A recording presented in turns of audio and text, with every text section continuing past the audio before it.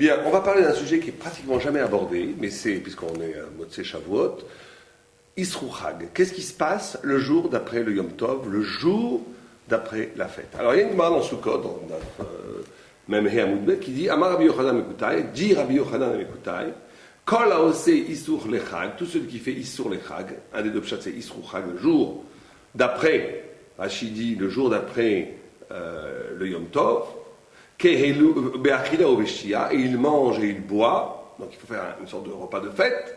La Torah le considère comme s'il avait construit un autel pour Dieu, et écrit Valav Korban. Comme il est dit, donc on voit ici une importance cardinale de célébrer le jour d'après la fête. Alors qu'est-ce que c'est? Quel est le secret?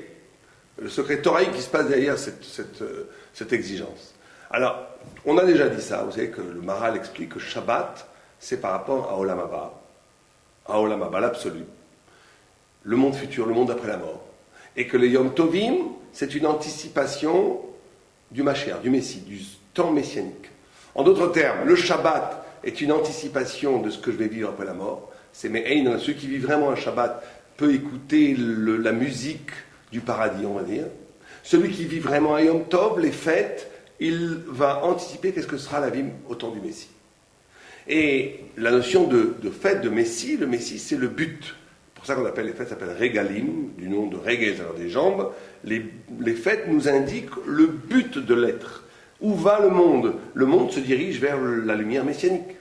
Et donc, le monde a un but. Alors, tout le problème qu'on va avoir, et c'est ça l'un des sens du texte, c'est quand on arrive à un but, qu'est-ce qu'on fait après? C'est que ça, c'est une problématique que les goïms ont. Quand j'ai trouvé la femme de ma vie, quand j'ai trouvé l'amour absolu, et ben dans la littérature goï, ça finit toujours par la mort. Toujours par la mort. Pourquoi? Parce que l'absolu, une fois qu'il est atteint, le but quand il est atteint, ben il rend l'après-but absolument absurde. Qu'est-ce qu'on va faire? On a tout réussi. Quand j'ai réussi quelque chose dans la vie, quand j'ai atteint le but de la vie, qu'est-ce que je fais après? Alors, sans Torah, c'est la mort. Le Isru Chag vient nous signifier qu'après cette capacité que le but atteint, comme les fêtes, vous savez, là on vit 49 jours absolument extraordinaires d'ascension du Homer, 50e jour on reçoit la Torah, on est au but aussi, on est absolument au plus haut niveau de l'existence spirituelle. Qu'est-ce qu'on fait un jour après? Qu'est-ce qu'on fait un jour après? Eh bien ce que nous dit Rashi, Isru ça veut dire attacher. Il s'agit d'attacher la vie à ce sommet, à ce but, et ça il n'y a que la Torah qui peut le faire. On va essayer de prendre 2 minutes pour expliquer ça. Vous savez que avant la Torah, que la Torah soit donnée, quand il y avait, la Torah nous parle même au moment du don de la Torah, d'éclairs fugitifs qui apparaissent et qui disparaissent. Une fois que la Torah est donnée, ces mêmes éclairs sont considérés par la Torah, sont décrits symboliquement par la Torah comme des lapidim, des torches. Alors la différence entre un éclair et des torches, c'est qu'un éclair, l'illumination se fait et disparaît. Ça veut dire que sans la Torah, toute compréhension profonde de l'être, toute compréhension profonde spirituelle de la vie, elle ne peut pas tenir. Elle ne peut pas tenir. C'est une apparition, une illumination, qui disparaît instantanément, parce qu'elle est plus grande que l'être, donc elle ne peut pas rentrer dans l'être. Donc, sans Torah, on va peut-être comprendre des choses, mais ces choses ne pourront jamais être affirmées. Ou bien je vais mourir, ou bien je vais disparaître avec la vérité que j'ai révélée. Ou je vais disparaître avec la vérité que j'ai révélée, ou bien elle va m'échapper, je ne vais pas véritablement la saisir.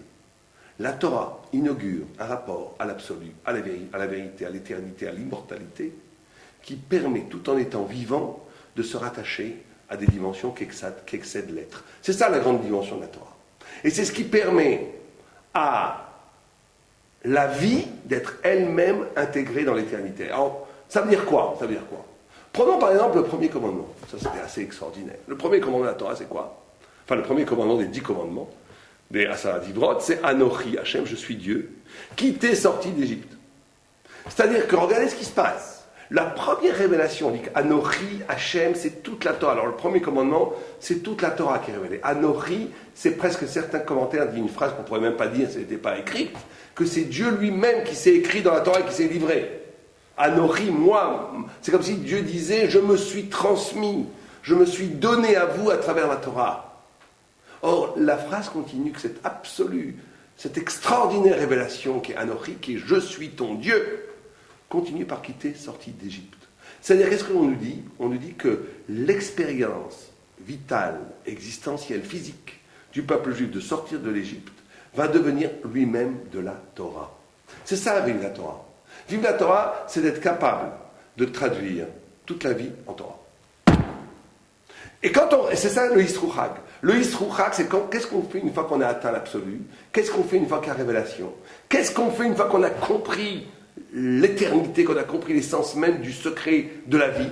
Comment on revit la vie quotidienne? Comment on revient à la vie quotidienne? Il y a une seule façon pour qu'il n'y ait pas une coupure, pour que ça ne se coupe pas, pour qu'on ne soit pas schizophrène. Un côté, la Torah